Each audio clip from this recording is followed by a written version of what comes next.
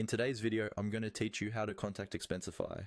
Whether you need help with a report, have a question about billing, or just want clarification on a feature, knowing how to reach the Expensify team can save you a lot of time and frustration.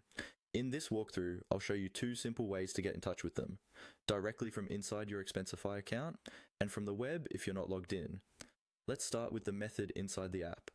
First, open Expensify in your browser and log into your account if you haven't already. Once you're on the main screen, look for the inbox section. This is usually where Expensify surfaces to tasks, reminders, and helpful messages related to your account. Go ahead and click on Inbox. Inside your inbox, you should see a list of messages or cards.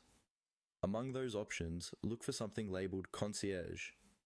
Concierge is Expensify's built-in support assistant, and it's the primary way to get help from their team. Click on Concierge to open a chat-style window or panel. Here, you can type in your question or describe the issue you're experiencing. Try to be as specific as possible. For example, you might mention the device you're using, what you were trying to do, and any error messages you saw. The clearer your description, the easier it will be for Expensify's support team to understand and resolve your problem.